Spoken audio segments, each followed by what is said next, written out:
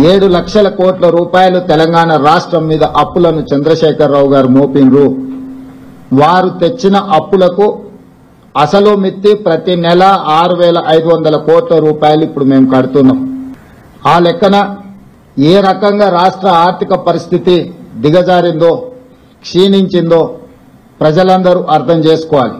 ఉమ్మడి రాష్ట్రం నుంచి వచ్చిన అప్పుల ప్రకారము సంవత్సరానికి 6,500 కోట్ల రూపాయలు అసలు మిత్తి కట్టే పరిస్థితి నుంచి చంద్రశేఖరరావు గారు దిగిపోయే సమయానికి ప్రతి నెల 6,500 కోట్ల రూపాయలు అసలు మిత్తి కట్టే పరిస్థితి వచ్చింది. స్వతంత్రం వచ్చినప్పటి నుంచి ఈనాటి వరకు కేవలం రైతు రుణమాఫీ ఇంత తక్కువ సమయంలో 25,35,964 రైతు కుటుంబాలకు 20,616 కోట్ల రూపాయలు ఏ ప్రభుత్వము చెయ్యలేదు. గతంలో మా ప్రభుత్వం కూడా ఇంత పెద్ద ఎత్తున రైతు రుణమాఫీ చెయ్యలేదు. ఈ దేశంలోనే ఇది గొప్ప రికార్డ్.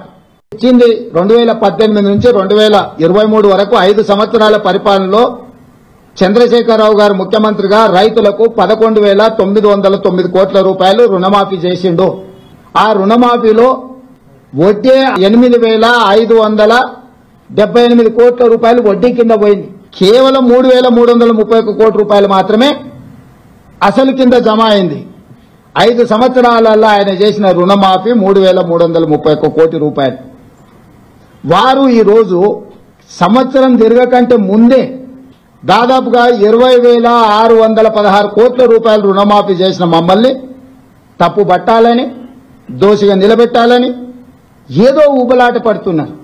ఇప్పుడు నేను మళ్లీ రైతులకు మాట ఇస్తున్నా, సంక్రాంతి పండుగ తర్వాత రైతు భరోసా మీ ఖాతాలలో వేసేది సోనియమ్మ గ్యారంటీ, ఇందిరమ్మ ప్రభుత్వము. మా ప్రభుత్వము రైతు భరోసా కొనసాగిస్తుంది. సంక్రాంతి పండుగ తర్వాత సోనియా గాంధీ గారి గ్యారంటీగా నేను చెప్తున్నా, మీ రైతు భరోసా మీ ఖాతాలో పడుతుంది. ఎవరిని నమ్మకండి. ఇట్లాంటి మారీచులు మీ దగ్గరికి మారు వేషంలో వస్తూనే ఉంటారు.